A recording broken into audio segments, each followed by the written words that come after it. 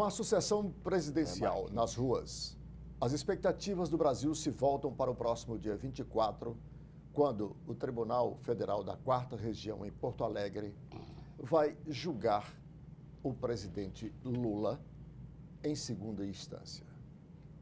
Por que as expectativas se voltam para o dia 24? Porque, a depender do resultado deste julgamento, se saberá efetivamente qual a perspectiva da candidatura do ex-presidente Lula para a sucessão presidencial. E isso, evidentemente, que muda completamente o quadro sucessório nacional. No plano estadual, as expectativas se voltam para a oficialização da aliança com o PMDB, leia-se com o senador Eunício Oliveira, que, apesar de negada por grande parte dos que estão hoje envolvidos nesta sucessão, se sabe que essa aliança já está feita. Falta apenas o dia para que ela seja anunciada. Nós estamos iniciando mais uma edição do programa Observatório pela TV Fortaleza, canal 6 da Multiplay, ou 61.4 digital. O programa de hoje recebe o nosso convidado, o deputado federal José Ayrton Cirilo, portanto, como um dos próceres do PT, é palavra abalizada para se colocar aqui diante da perspectiva da candidatura Lula, em caso mesmo de condenação, com ou sem prisão, porque esta é a grande dúvida de que se vai fazer. Condenado já foi, em primeira instância, pelo juiz Sérgio Moro, e agora o tribunal terá que ratificar ou modificar esta pena. Para discutir com o deputado José Ayrton Cirilo, nós temos as participações dos nossos debatedores, o professor Roberto Martins Rodrigues, que semanalmente nos ajuda a refletir sobre os temas propostos, e, igualmente, o cientista político e sociólogo, o professor Clésio Arruda. Eu sou Arnaldo Santos, peço a você assinar de apenas 1 minuto para um rápido intervalo e já voltamos com o primeiro bloco do programa Observatório.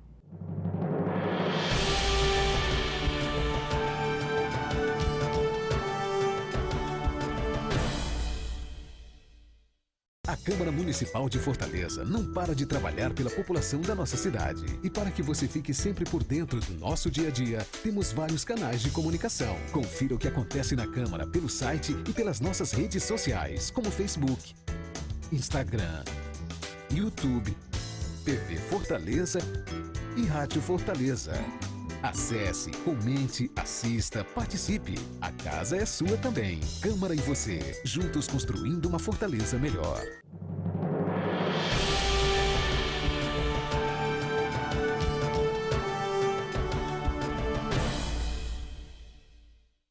De volta com o programa Observatório pela TV Fortaleza, canal 6 da Multiplay e 61.4 digital. Para você assinante que ligou agora, o programa recebe hoje a participação do nosso convidado, o deputado federal José Ayrton Cirilo, pelo PT. E para debater com o deputado José Ayrton, nós temos as participações dos nossos debatedores, os professores Clésio Arruda e Roberto Martins Rodrigues.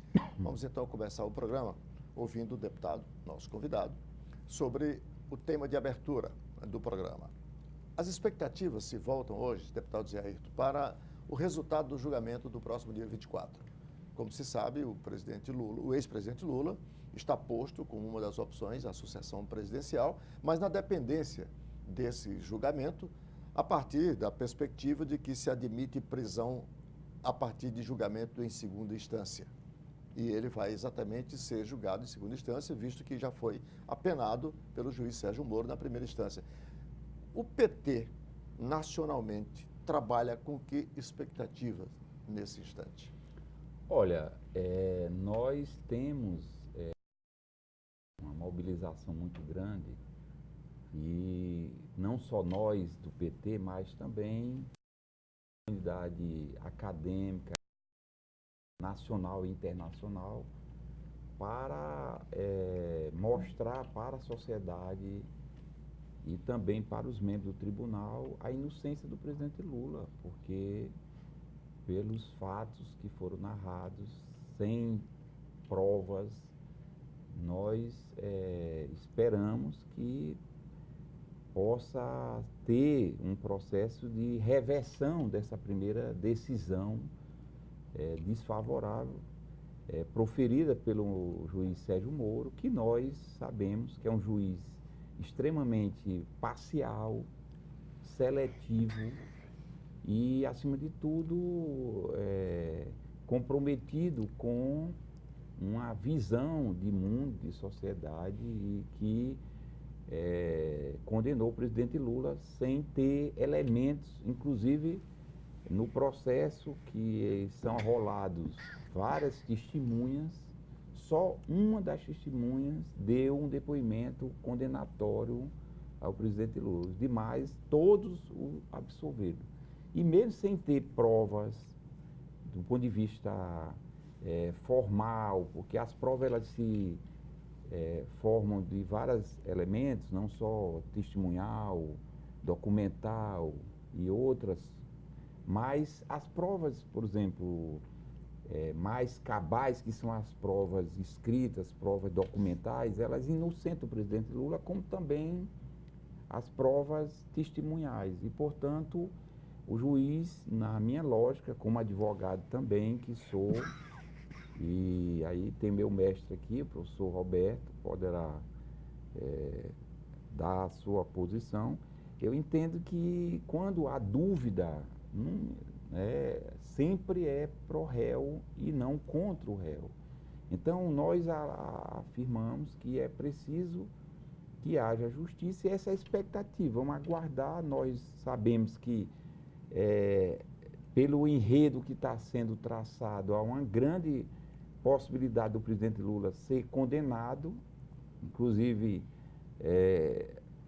preso. Eu acho que não, porque não tem esses elementos que levem a essa decisão, mas pelo enredo traçado, pelo histórico desses magistrados, a gente tem uma certa convicção de que haverá uma condenação do presidente Lula, e por isso há necessidade também de nós fazermos essa mobilização na sociedade para questionar a estrutura do Poder Judiciário, se questionar a parcialidade. Eu acho que essa confusão toda que nós tivemos no país, desde o golpe parlamentar que foi contra a presidente Dilma, e que mostrou para a sociedade a face, o perfil do parlamento brasileiro, pelo menos de uma parte, de pessoas que faz um discurso moralista e não tem moral nenhuma,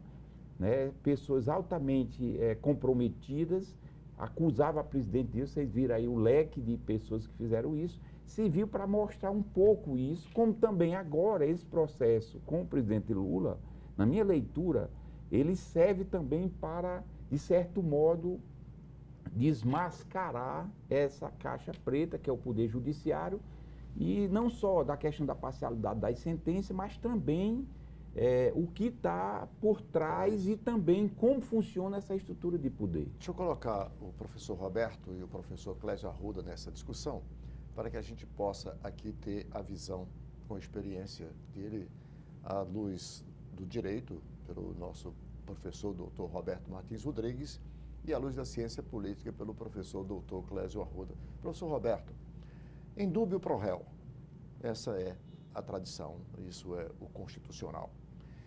O deputado Zé Ayrton coloca que, não obstante as dúvidas em relação à materialidade apresentada dos supostos crimes cometidos pelo presidente, mas ele foi condenado.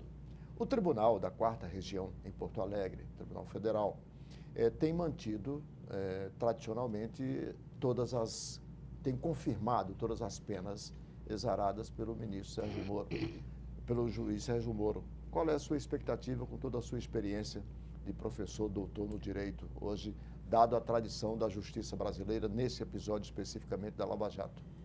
Eu acho que nós temos que conversar mencionando duas coisas. A presunção de inocência é um princípio universal, não apenas no Brasil, mas até em regimes reputados como autoritários existe essa presunção. Quer dizer, você é inocente até prova em contrário. A segunda coisa é que um dos juízes do Tribunal de Porto Alegre declarou enfaticamente, saiu em tudo quanto foi jornal importante do Brasil, que a sentença de primeira instância desse Sérgio Moro era irretocável. Ora, esse cidadão praticamente se declarou impedido. Mas, ao mesmo tempo, essa posição dele mostra a tendenciosidade da corte e de muitos aspectos nessa colocação do problema Lula, porque, na verdade, o brasileiro, via de regra, isso ainda não mudou, apesar dos esforços contrários de algumas lideranças. O brasileiro classe alta, digamos, né? Ele não quer a superação da pobreza, nem o progresso do pobre. Tanto que saiu agora também no jornal que o pobre é que devia cuidar da sua pobreza, e não o rico cuidar do pobre. Então, isso aí significa que o rico está sendo burro. A classe considerada afortunada está sendo burra, porque se o pobre cresce, aumenta o mercado de consumo e, evidentemente, o lucro de quem já está no mercado ou quem vai chegar ao mercado. Do ponto de vista jurídico, não é a minha área, o direito penal propriamente dito, até porque meu pai me ensinou que o crime não compensa, eu acho até que ele não tinha razão.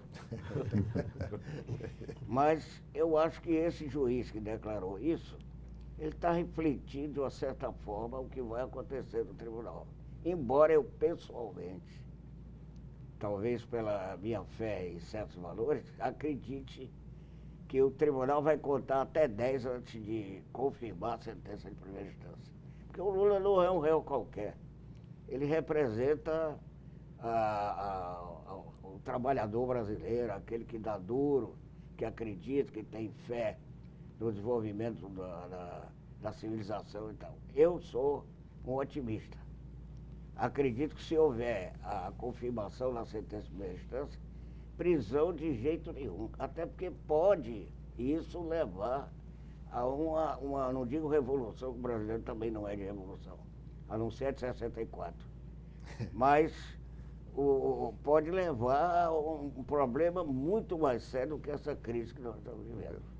Professor Clésio, com a sua experiência como professor, como doutor em ciência política, qual é a sua percepção, obviamente sem se descurar da natureza jurídica do problema, sem se descurar de uma situação de conflagração que existe hoje na sociedade brasileira e de uma antecipação de grande parte dessa sociedade contra o ex-presidente Lula em razão de tudo que a Lava Jato acabou nos mostrando. Qual é a tua percepção? Olha, acho que algumas questões já foram levantadas aqui, eu queria trazer para um plano mais amplo.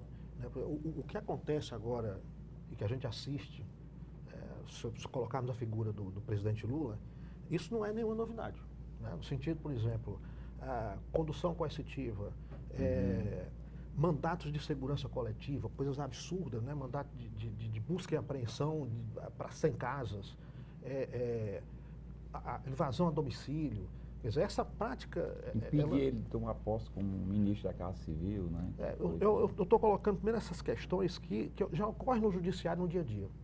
Quer dizer, as populações mais pobres, elas são vítimas desse autoritarismo jurídico-policial. Né? Digamos assim, essas ações, elas se deslocaram do cotidiano, que já ocorrem, e foram agora para o campo político, para uma figura eminente, que a gente teve essa visibilidade. Isso aí eu acho interessante, aqui pegando a carona aqui do Ayrton, o fato de que isso tem o seu lado pedagógico. Quer dizer, a gente perceber, quer dizer, o que é de fato as entranhas do campo jurídico-político brasileiro. Né? Como é que ele se forma, como é que ele se faz, como são os conchavos, quer dizer, as inter-relações entre os poderes. Fica muito claro que o judiciário não tem independência em relação ao executivo, né? Que há um entranhamento muito grande. Né? Talvez o Partido dos Trabalhadores não tenha compreendido isso muito bem. Né? Talvez o Partido dos Trabalhadores tenha se colocado muito mais numa linha até republicana, né? Jogou muito mais pela linha republicana e não soube enfrentar aí no campo político, né? O que poderia ter acontecido. Quer dizer, chegar a esse momento com essa gravidade, ficaria difícil a gente ter essa previsão antecipada. Agora, trabalhar com parcerias, né, como as que o PT realizou, acreditando que não poderia ter uma puxada de tapete, quer dizer, foi de uma inocência espetacular, né? Que também é bom, inclusive, para a história da política brasileira, inclusive para as próprias esquerdas, né? Quer dizer, tem um fato novo que eu acho que também é interessante. Quer dizer, obrigatoriamente, a gente está vendo o movimento de união das esquerdas. Quer dizer, uma outra questão interessante, né, que a gente tem com tudo isso que está ocorrendo. Quer dizer, tem esse lado que eu acho que é positivo, porque ele demonstra para a gente o que é essa realidade política jurídica. E vamos esperar, né? Eu não acredito que a gente vai ter alguma coisa extraordinária, né? Como fala aqui o Roberto, que poderia ocorrer um julgamento, digamos, à luz da própria lei, né? Ela já está completamente contaminada de vieses políticos. Então, como retirar esses vieses políticos agora é que é talvez o grande problema que a gente enfrenta. Quer dizer, como separar esses poderes. Como... Quer dizer, esse pessoal é que está radicalizando, não é o PT. De fato, né? De fato, concordo plenamente. Quer dizer, agora, como desfazer esse novelo? Essa que é a grande questão. Porque quanto mais a gente vai avançando, quer dizer, mais inconstitucionalidades a gente vai provocando. Quer dizer, mais distante a gente vai ficando do rumo republicano. Quer dizer, como retomar esse trem, quer dizer, como colocar esse trem na linha é que vai ser o grande embrulho. Eu aqui já vejo pela mesa, e eu reflete muito que a gente tem esse sentimento fora, né, de que a condenação ela é pacífica. Ou seja, como é que toda nação já tem certeza da condenação? Isso é um absurdo, isso é no mínimo absurdo. Porque essa certeza da condenação, ela já mostra que tem algo extremamente errado em todo o processo.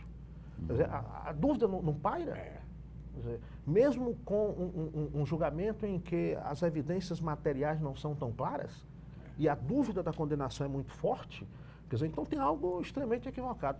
Que aí eu vou chamar aqui a atenção, né, já que tem um representante da esquerda, que eu acho que a esquerda não está conseguindo mobilizar politicamente para esse enfrentamento e para o esclarecimento da população.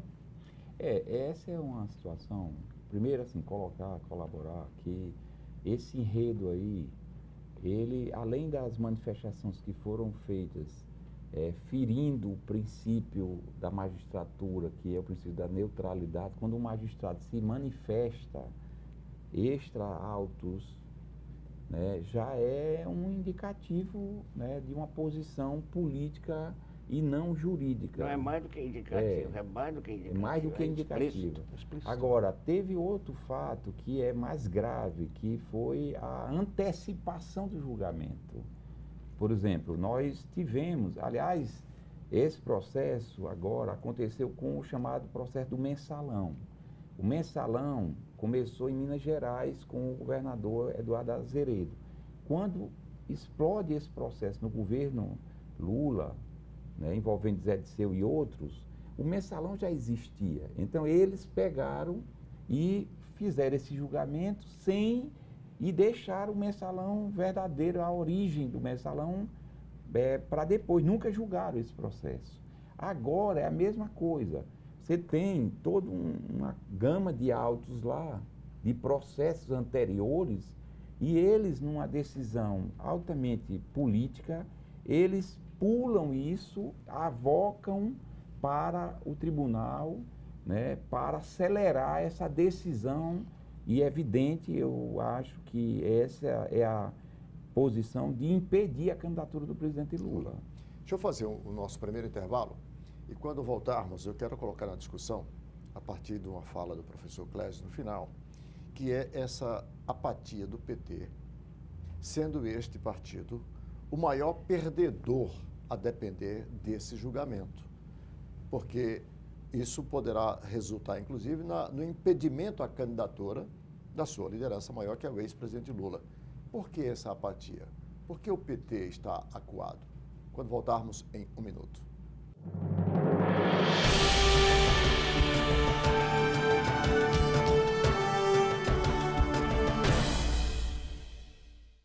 A Câmara Municipal de Fortaleza não para de trabalhar pela população da nossa cidade. E para que você fique sempre por dentro do nosso dia a dia, temos vários canais de comunicação. Confira o que acontece na Câmara pelo site e pelas nossas redes sociais, como Facebook, Instagram, YouTube, TV Fortaleza e Rádio Fortaleza. Acesse, comente, assista, participe. A casa é sua também. Câmara e você, juntos construindo uma Fortaleza melhor.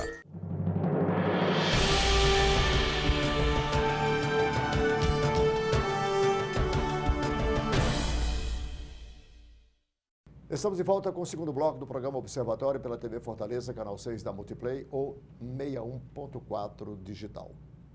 Este programa vai ao ar originalmente aos domingos, às 23 horas, com reprises às segundas e sextas-feiras, às 22 horas. Para você, assinante que ligou agora, o programa tem hoje a participação do deputado federal José Ayrton Cirilo e estamos discutindo aqui o contexto da sucessão presidencial ante o julgamento contra o presidente Lula.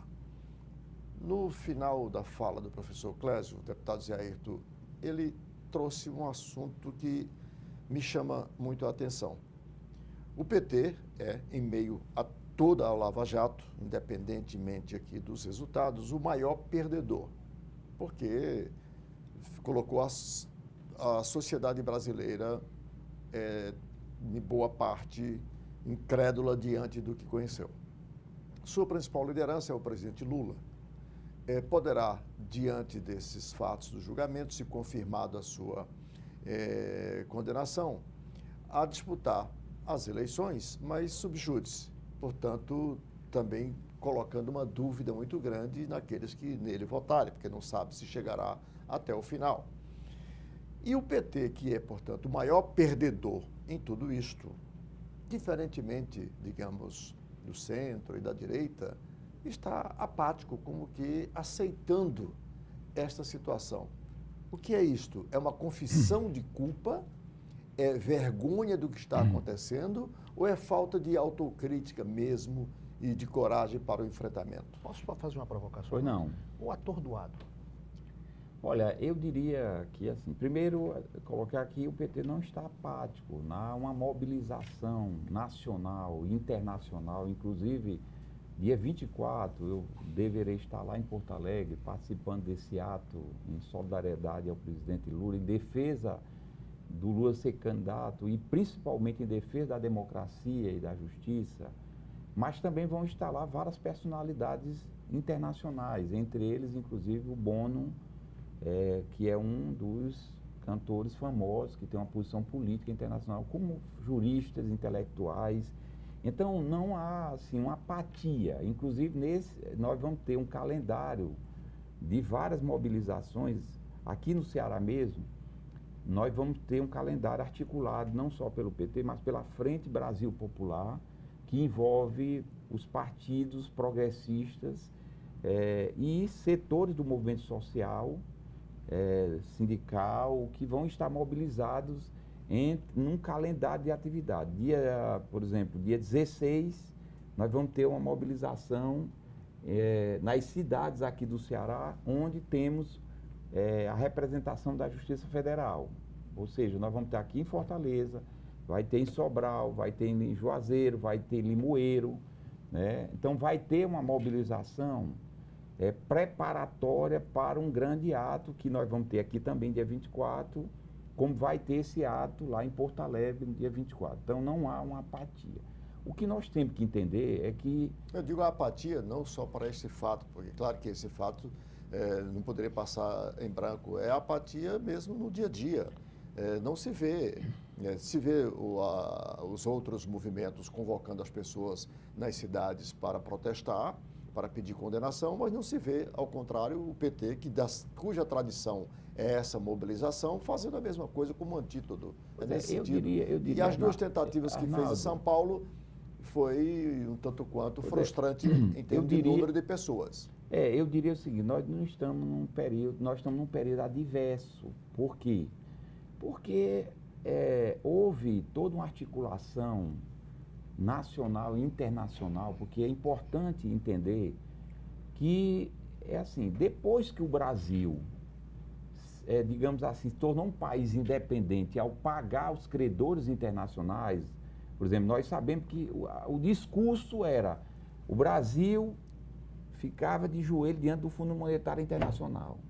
Quando o Lula ganha, o Lula paga a dívida externa, e o Brasil não fica mais de joelho diante do capital internacional. Mas o Lula se articula com um bloco de países e forma o chamado BRICS, Brasil, Rússia, Índia, China e África do Sul. E o que que eles fazem? Eles criam um banco. Ora, quando esse bloco cria um banco, ele se contrapõe ao capital especulativo internacional, representados aí, digamos, pelo Banco Mundial e outras instituições internacionais.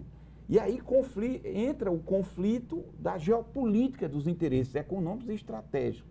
Ao mesmo tempo que, quando o Brasil descobre o pré-sal e entra no clube das nações, né, que são as nações que, de certo modo, têm um poder decisivo na economia mundial, porque o petróleo é quem dá o combustível para a mobilização do setor produtivo. Então, o Brasil descobre o pré-sal.